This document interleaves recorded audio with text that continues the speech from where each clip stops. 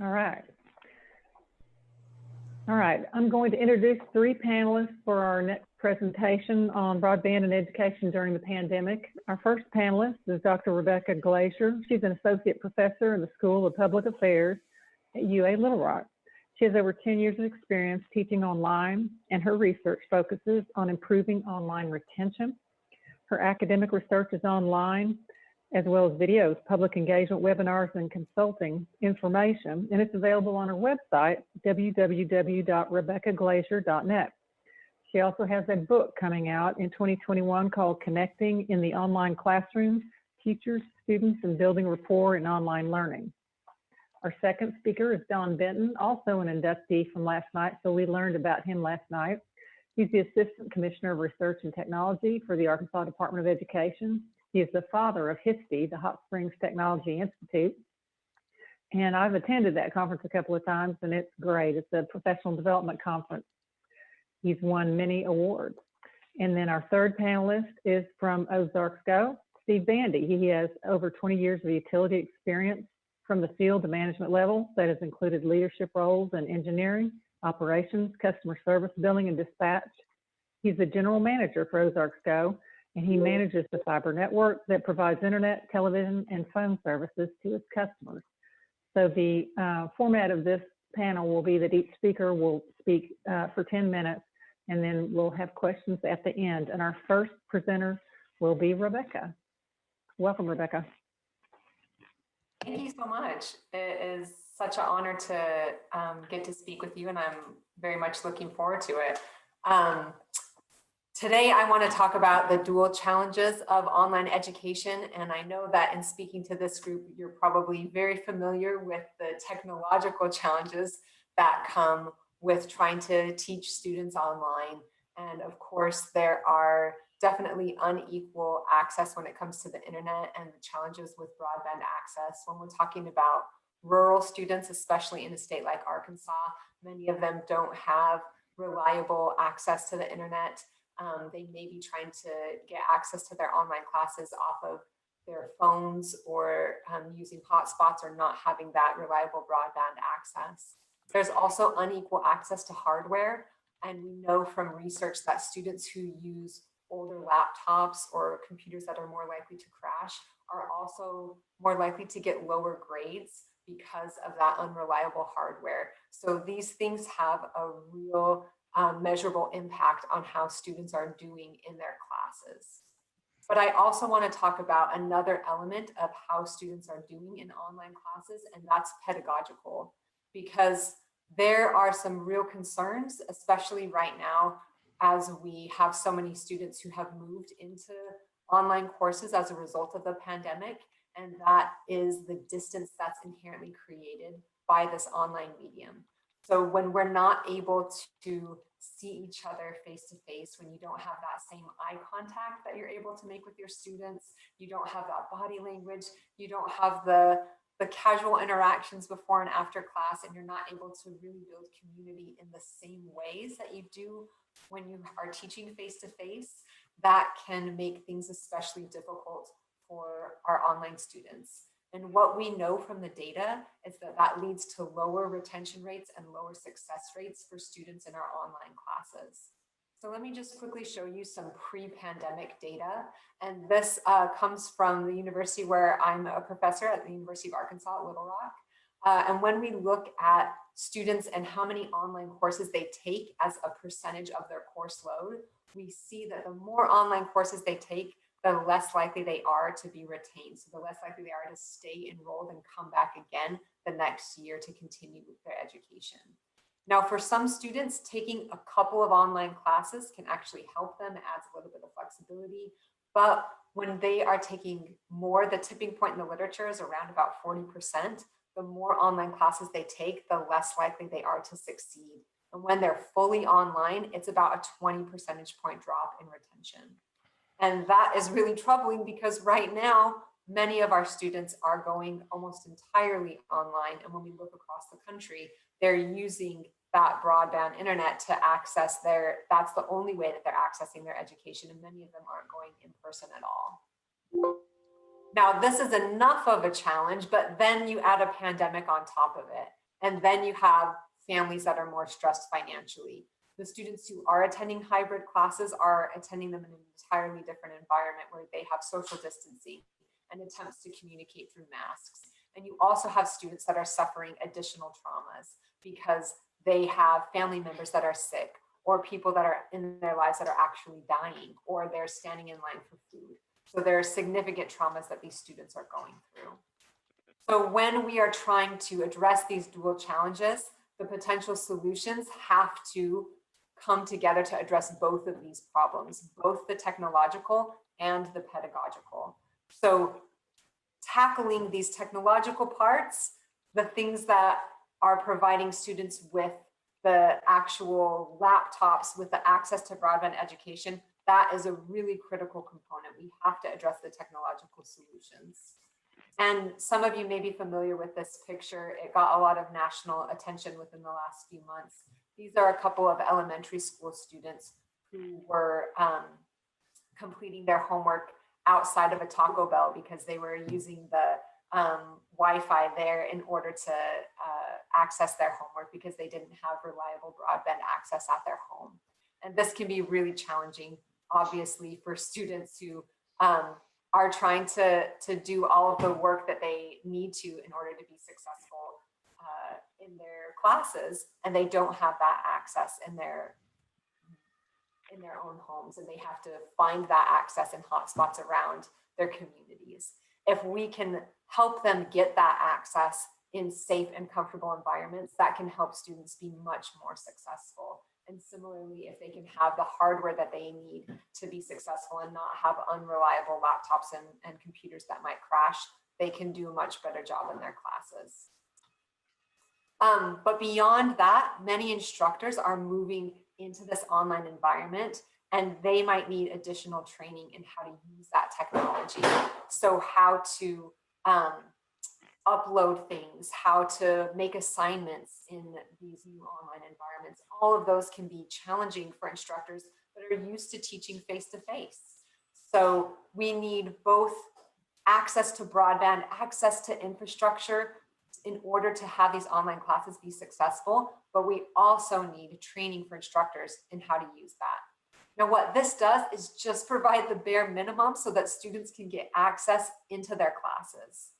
But we can't just stop with the technological solutions. We have to also talk about the other key component, and that's the pedagogical solutions. That's what's going to keep us from having that really low retention rate for our students.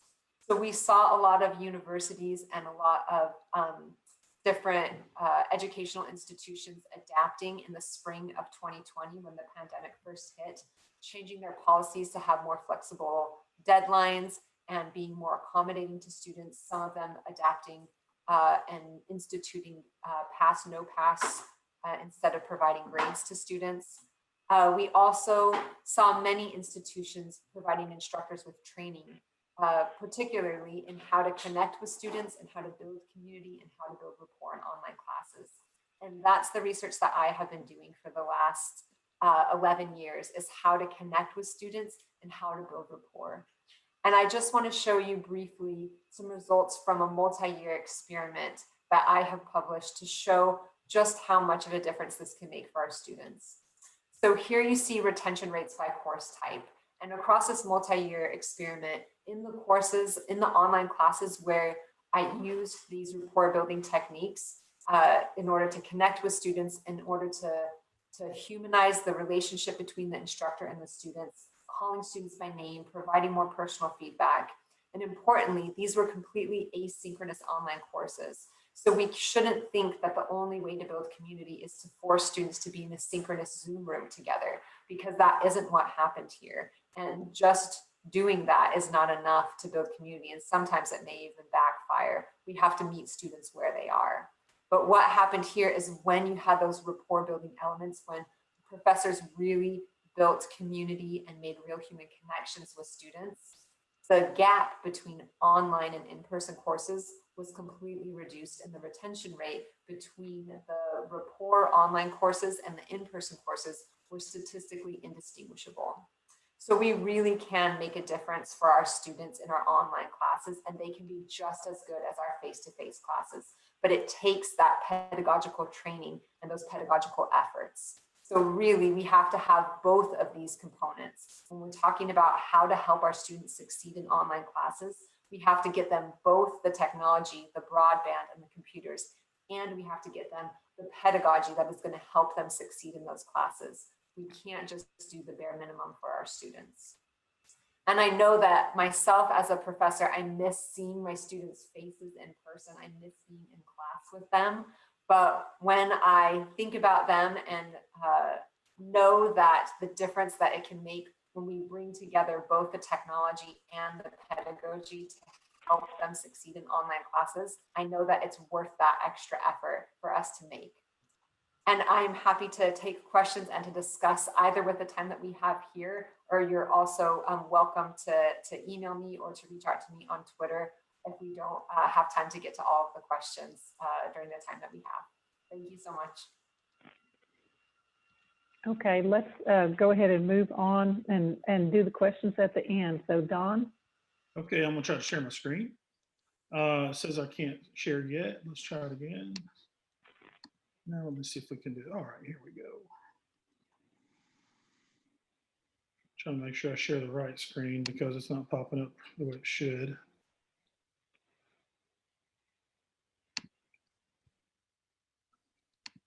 It's not letting me share for some reason. So maybe something going on my end. I have a crazy monitor system here. I'm not in my office. Well, I'm just going to talk. So hopefully you guys won't be too disappointed that we are not sharing one more screen and one more PowerPoint. But I can tell you this right now, I can ditto just about everything that Dr. Glazier just spoke to you guys about. And from the perspective of working in the K-12 side, we have experienced all those same crazy issues with the transition from a traditional face-to-face learning environment to a varied blended learning environment. And one of the things that we know today, we've known it for a while. Those of you in this room, after listening to your presentations, you're all dealing with the same issues, whether it be private sector or public sector. But what we realize is that the internet, and I should emphasize broadband internet, is no longer just a luxury, it is a necessity. And that's a quote I stole from Barack Obama.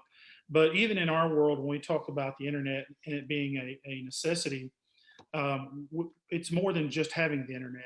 It's having good, true broadband internet. And one of the things we've recognized is a lot of our local ISPs like to claim that they offer broadband internet in areas where in reality, it may be broadband internet from the hours of 3 to 4 p.m., but the rest of the time it's not 25/3. And we realize that and we're working with the Arkansas State Broadband Office from the Department of Education trying to rectify some of that. The governor's office has also contributed over $100 million more toward those efforts. But I want to speak a little bit about this through the lens of equity. And all too often in education, we talk about being fair, we talk about being equal, and we talk about all the different problems we have with kids and trying to meet their needs. And we try to do it from a point of equality rather than equity. And we realize that not every student has the same needs, not every student comes from the same background. And we know definitely every student has different socioeconomic issues related to that. And I think Dr. Glazier really spoke to that in her presentation as well. Even at the higher ed level. And being a former higher ed person, I spent 10 years in higher ed teaching online, and I had to transition a face-to-face 4-degree programs from a face-to-face situation to a fully online program. And it took us about 2 to 3 years to make that transition. And what's interesting about that is even in that 2 to 3 years, we had a lot of people who had to drag along, a lot of people who didn't want to do it, not just professors, but students as well. Because we do love that personal connection and that chemistry that we get from being in the same room with others. I feel it, you feel it. We all miss it right now. We'd like to be, we'd like to know we're going to have a drink at 8 o'clock tonight and be able to have that social opportunity, the social network. But we're missing that quite a bit. But we realized in that 2 to 3 year transition in the higher ed arena, we still, even there was never an end to making that transition from face-to-face to online learning. Well, in the K-12 environment and in the higher ed environment, we've tried to transition what takes 2 to 3 years in just a few months. And not only was that just, I don't want to say insurmountable, but seemingly impossible, we had all these other problems going on with social emotional learning issues, all the different things. And that's just not for students, guys, that's for our teachers as well. And what we realized is, or what we're realizing every day, is that this was way more than just getting students internet and getting students a device. I still have teachers calling me today who cannot get connectivity to teach online when they're forced to work remotely. And I get hundreds of calls a week from students and families who are just trying to get that last mile from their ISP, and they have to jump in a car and go down to the local restaurant.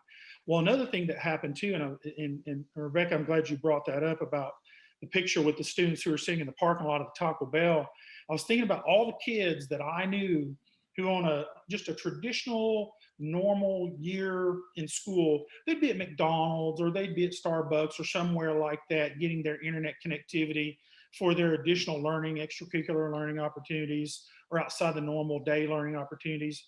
Well, when schools shut down, restaurants shut down, and all these other things shut down, that limited these students the ability to be able to be at those sites. Or if they were, they're sitting out there on the sidewalk in the parking lot, hoping that, and they were also it wasn't only 2 or 3 students at a time, it might've been 20 students trying to hit that same little connection at the same time. So this was something that we had not prepared for.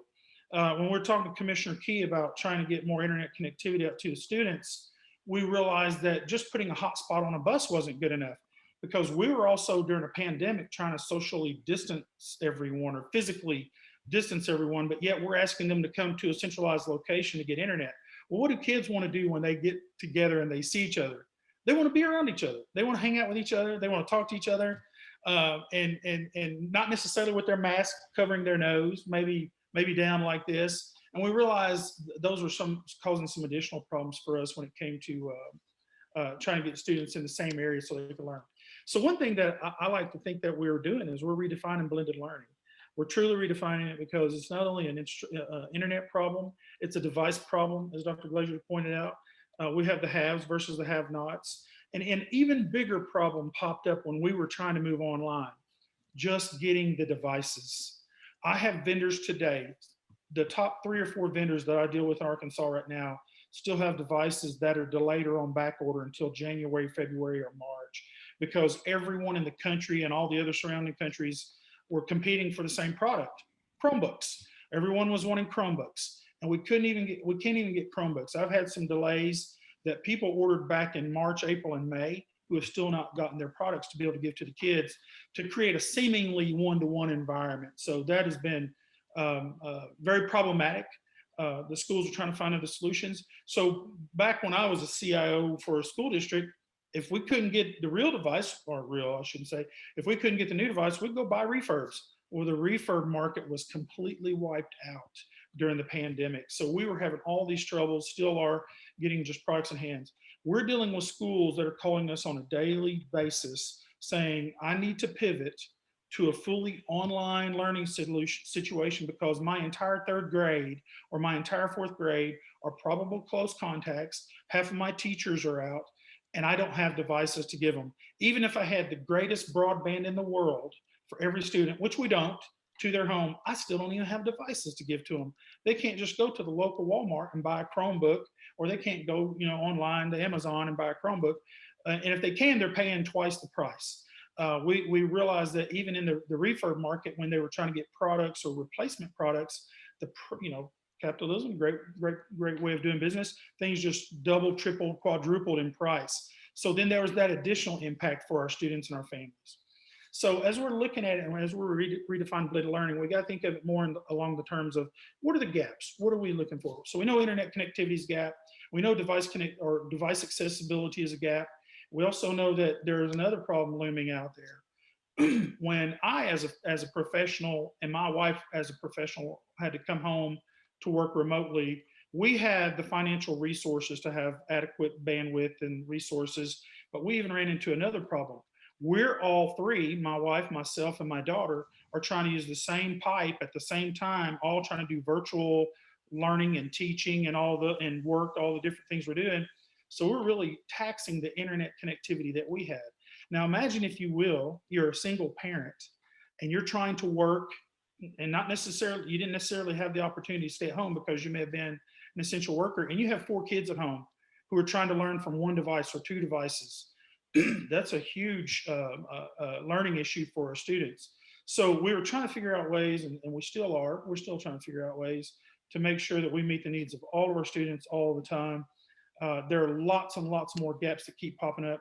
As Rebecca said earlier, the engagement piece, to get students engaged at the collegiate level as opposed to the K-12 level, those are 2 different sets of problems. And at the K-12 level, we're really, really trying to find ways to get them engaged. So we partnered with the Graduation Alliance and the Educational Renewal Zone partners that we have at the universities, trying to figure out a way to make phone calls to parents and say, hey, your kid's not logging on online. They're not doing anything. They're 9 weeks behind on assignments. And guys, this is not just an isolated incident like here and there. We're talking about thousands of students who are considered online or virtual learners who haven't even checked in. And so that's another problem that we're dealing with when it comes to connecting with our students, and the broadband issues and the internet device and the device issues that we're running into.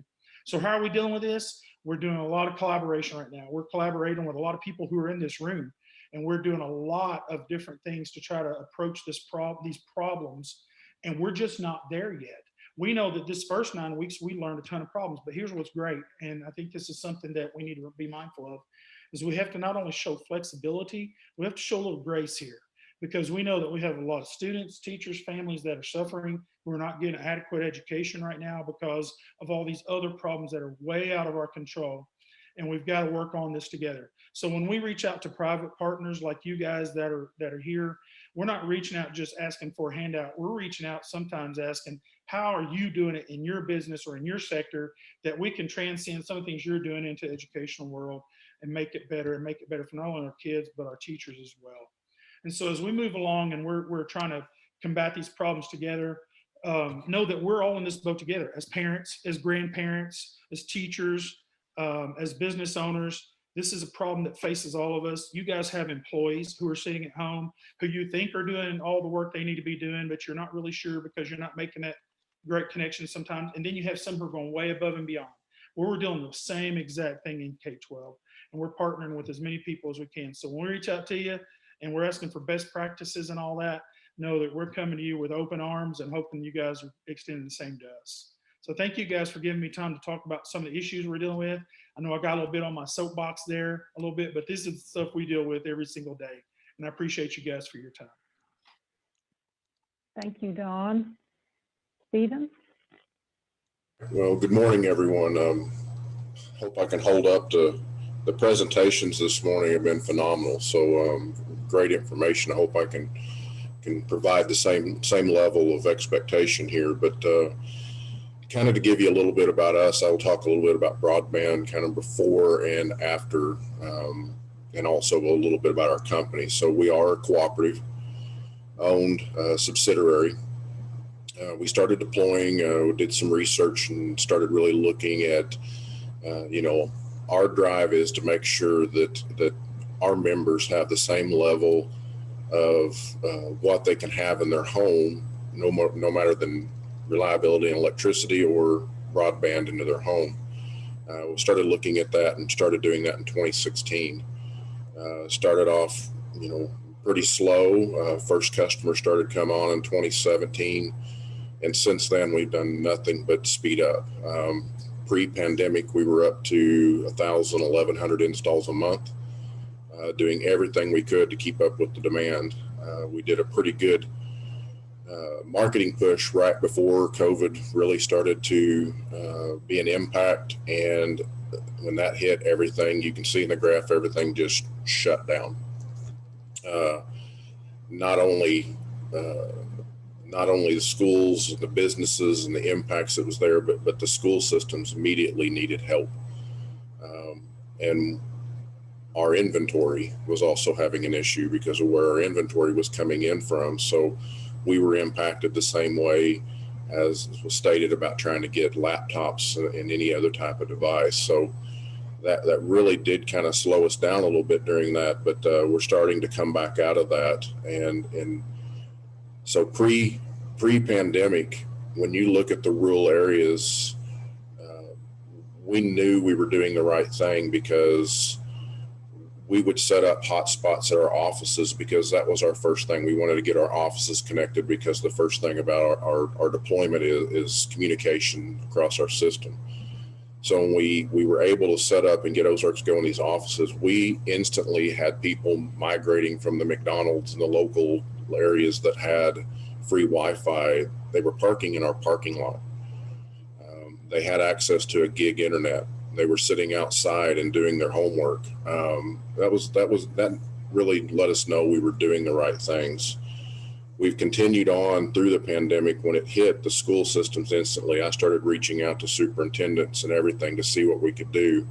So we started to deploy hotspots into areas that we hadn't fully deployed into yet. Worked with local churches and where we had some of our backbone, which was what carries our network for the organization. We would try to find locations close to that and go ahead and get hotspots set up for the schools. And I think we deployed about 11 of those and they were used. I mean, we had families coming in. We had one family that came in, I believe she had 4 or 5 kids, and she set up a little baby pool and the younger kids got to play and they could sit there on the internet and look at it. And they also had a little table set up where they could do their schoolwork, and it was all off of a access Wi-Fi hotspot that was ran off of a school bus. We worked with Elkins School District and some of Huntsville School District, and they parked school buses, or we try to get in the community centers. But one of the most interesting, we were nationally recognized. If you've heard of Kajit, which is a form of Wi-Fi in school buses. So the kids could, in the rural areas, could be able to still access and do homework while they were on their long trips home. It was, we put one of those school buses in an area, and we kind of, in better terms, I've got a really, really great network team, and they hijacked their system and put our modem in its place, and we put a gig fiber connection within that bus. And it was a really interesting conversation with their CEO. I met with him the first time with one of the chairman of the FCC, and got to tell him how we hijacked his system and told him how we kind of broke into it and put our own modems in there. And he was just, ecstatic about how that opportunity was and what we could do. And we actually teamed together, and we were nationally recognized by ACA and Cablefax, and won an award for that. We were mentioned by Chairman Pai here a couple of weeks ago on a national press conference that he did of what we had done. So we continue to try to work with the schools. And one of the things I see, and everything that's kind of came up from the last 2 presenters, was there's still, a lack of access that we're trying to get to. There's a technology issue. And what I mean by technology is some of the schools just can't get access to the Chromebooks and the things that they need. And then one of the things that's really came up to me in talking to the superintendents from some different schools, and I won't name which ones they are, there's one of them that told me that they have 70% of their students, because they went to the online side of things, there's 70% of their students that have at least 1 F on their report card currently. That was one school district. Another school district told me they've got over 55% of their students with 1 F on their report card right now. And she had even mentioned to me that they'd lost over 40 students from their school district to try to go to school districts that offered some type of online technology, virtual training that they couldn't offer yet. The discussion with them was, when are you going to be here? And the good thing about that is we should have the area fully deployed, hopefully by the 1st of next year. So she was pretty happy about that. I talked to a principal where my son goes to school right now, and he said 44% of their students are carrying an F on their report card. And I think there's a couple of things here too. When you see from the teachers and who I've talked to is, it's a pretty big switch to go from a classroom training right into an online training. It's very different. I think some of them are still trying to get trained on that. And we have seen the school starting to let up a little bit, like that was stated on the timeliness of having to turn in work and being a little bit more forgiving in some of that. But I think one of the things that when you talk to people, across the nation is set as 25.3 is the broadband definition. And everybody asks for that, but 25.3 really won't do anything if you have multiple people trying to use access within the home. Our lowest offering is 100 megabits per second. After the pandemic, we increased that to 200 for free. Any of the schools that come to us and want some type of a Wi-Fi connectivity or a hotspot, all we ask them to do is to basically pay for the outdoor ONTs and the setup of that, because so we don't have to. We'll pay for all the labor, the installation, the getting it there, but if they can pay for that outside ONT, and we'll take care of the rest of it. And that's about $700. Then after that, we provide a gig internet at that location for free. We have about 14 locations right now that have this. We really want to try to get it into the homes, but when people call and ask, can you offer a lower package at a 25.3, it's hard to explain to them, we're a completely symmetrical system. We are 100 up, 100 down, or a gig up, gig down. When you plug in and you do a speed test, you will see that symmetrical speed. Nothing across our system slows down. We have 2 access points out. You can tear our system down anywhere within it and it will stay connected. So we have a very robust system that can help, but there's a lot of things, across the state. You have 10 cooperatives now looking to get into this out of the 17. And there's going to be more join with RDOF and everything that's coming. We've talked about the ARC, the Arkansas, Rural Connect funding. You don't see, I think there's a lot of messaging there that needs to be said. It's hard for the cooperatives to get into that because of the timeframes that are set. There's a full deployment that needs to go on there, and to try to hit those requirements by the end of the year, plus that wait for some type of other federal funding. I just don't want cooperatives to get a bad name there because of what we're trying to truly deploy. Even across the state, the cooperatives in the last 6 months have formed a company called Diamond State Networks. Our intent is to create a network across the state. Within that network across the state, we'll be able to get into and provide public access, and transport for companies and schools and everything else to be able to get onto this network over the next year or two that will provide true connectivity in the really hard to reach rural areas. And not only will we have that transport backbone, but then you have thousands of miles of last mile connectivity added to it. So we're trying to do everything we can to get out into the rural areas, but the pandemic has really heightened the true need of rural broadband. We are, as Ozarks go, we are growing. We're one of the fastest growing internet providers, especially in the cooperative area. And we should, within 3 years of starting this project, we're going to have our 20,000th online subscriber by Wednesday of this week. So we're deploying as fast as we can. We're working with the schools. The rural school districts are really in the need of some type of support to be able to get that online training, because when they get it out there and the kids go home and they can't connect, or they're trying to do something through a cell phone that's not very well connected. And we are a true fiber to the home. I mean, when you can connect at the most remote spot in our system, and it's 100% glass from your home, inside your home, no copper. It's 100% glass all the way from your home, all the way back to our data center here in Fayetteville. So we can provide speeds that can help in the rural areas, can help the schools that a lot of providers cannot do. Fixed wireless has its places, but it has its setbacks. It's a short-term investment, whereas I feel that long-term investments are made more in your fiber. You have fiber still in the ground or in the air from the 1980s that are still perfectly functioning. But how many times have you seen your cell phone go from, one service? I mean, the big thing right now, you're moving from 4G to 5G, and it'll increase in another year.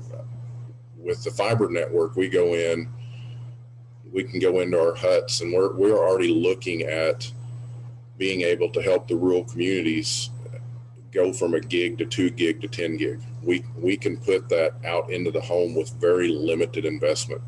We're already looking at ONTs right now, which is the optical network termination, which goes into that home, to where we can start offering 2 gig into the home, and we can easily get to 10 gig. So the studies are showing that 25.3 is what everything's set at, but really to be functioning, you need to be at that 100. And what people don't realize is the studies are showing that the gig is going to be the new norm by probably 2027. And that's what we're going to have to be able to provide the connectivity to the schools, the outer areas, and everything like that. So I think that's just a little bit of where we're headed. Hearing from these superintendents of the schools, I mean, everything that's being said in this session, they're trying to do everything they can for the students, and they're looking for all the help that they can get. I mean, anywhere from, we've even looked at being able, can we get Chromebooks for schools? We ran into the problem, we can't find Chromebooks. Well, same problem that Don was talking about. So we want to be able to help, and we want to be able to provide that internet into schools or into the home, or at least best in hotspots around the community where they can come and access it. So that's kind of where we're at. It is a real issue. This is kind of to the point now to where, we're at a point now where you should be able to not have to decide to move into town. You need to be able to decide where you want to live and be able to have the same access to the internet wherever you're at. There's so much going on right now, from working from home, schooling from home, to the point to where, you can live where you want to live. And the way that you can do that is by being connected and having proper speeds to be able to connect to the internet. So I think some of the things we're trying to do as cooperatives, there's a lot of fear as cooperatives jumping into this, because your operating side of this, I mean, you're running your first 2 or 3 years at an operating loss. So, but we're at a long-term, providing a better quality long-term investment. And as cooperatives, I think we do understand how to do things at a lower cost, and understand that this is a long-term investment for our members and for those that can connect to it. So, I mean, I'll be glad for any questions or any concerns there as well. So it's about what I have.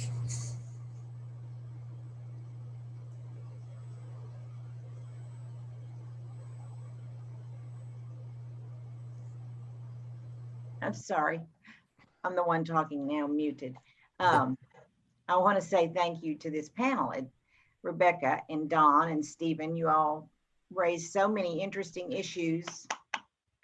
I truly have felt that this is one of those areas in our infrastructure in Arkansas that we've tried to get right, and we have a lot more work to do. And I think it's something that the Academy could help focus on. I think the remarks about the lack of access from Don, and what we already know about the status of our network throughout Arkansas and in the rural areas. We've got lots of places to invest. We need more capital to invest, and we need to insist on that higher speed standard. I think that is something that I'm afraid we're going to have to get political about, but it's a reality. We need to push for a symmetrical service capacity where we have state and federal investments in broadband infrastructure. And I can't say it any more simply than that. But I will open the floor to questions for that esteemed panel for just a few minutes, and then we'll move on to our business meeting.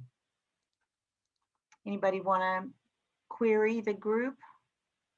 there've been a lot of comments in the chat here. So in addition to following up on that, Yeah, I got anybody- one. go ahead, Collins. Yeah, or Don or Stephen, are any of you guys familiar with the city of Chattanooga and what they have been able to do with high-speed access, and then how they've, I think, tried to get that to students? Is that familiar at all? I'm familiar with what the city of Chattanooga has done as far as a deployment, because I believe before I came here, I think we had a group go out there and visit the city of Chattanooga and what they were doing, because they kind of built what we're trying to do. They built a communications backbone with the ability to serve broadband off of it, which is what we're trying to do as well. I think the city of Chattanooga is already one that's experienced or trying to experiment with 10 gig to the home.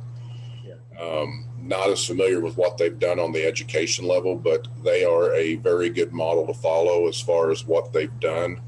But it's a good model for the cooperatives to look at for sure, and what you can do, because they have helped that community tremendously. It's brought in economic development to have access to the gig. I know that it's brought in call centers and things like that typically were not there, because the connectivity's better and the low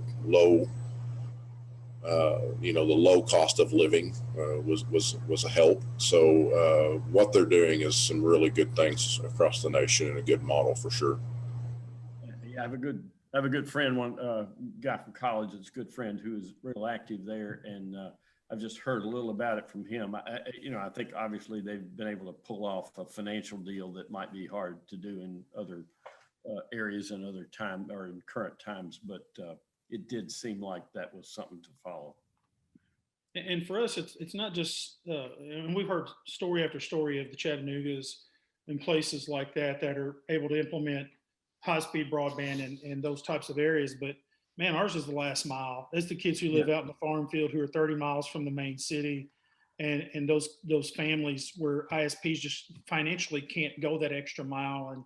And Stephen, back to something you said earlier about the Rural Connect funds, they're trying to get an extension on that. I hope that happens.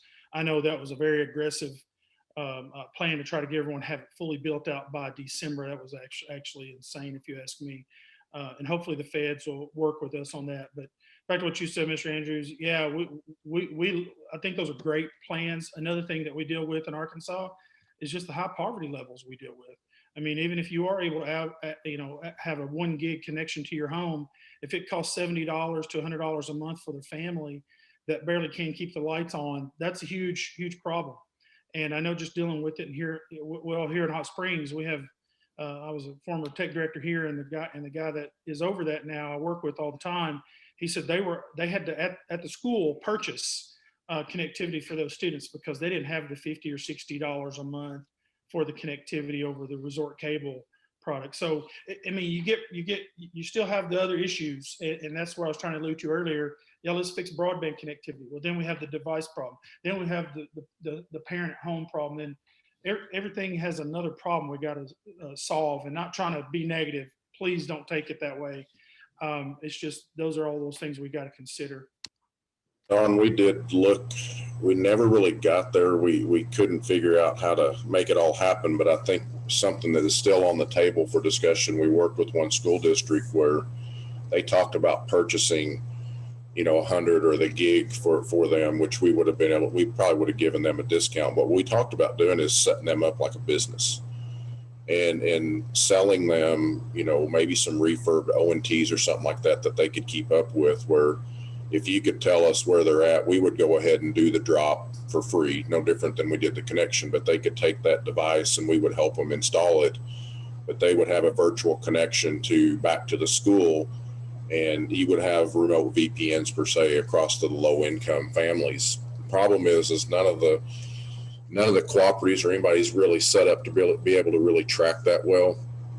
And at a national level, when you sit there and you look at the Lifeline, I'm sorry, is I'll just say it's kind of a joke to what you can do for low income. most of your Lifeline applicants are having to use that towards their cell phone, or at least the ability to be able to have that. But when you turn around, you can't have it on multiple providers. So they can't come back out and get that at-home connection because they're taking advantage of the ability to have it on their mobile connection. And I think there has to be a better look at a national level of what these programs look like for low income. I don't think we're doing enough to help the low income families get access to the internet. Hey, Susan, it's Jerry Adams. I think we as an organization need to reflect on this. Probably James Hendren is probably closest to the governor. And, you know, there are so many people helping on this.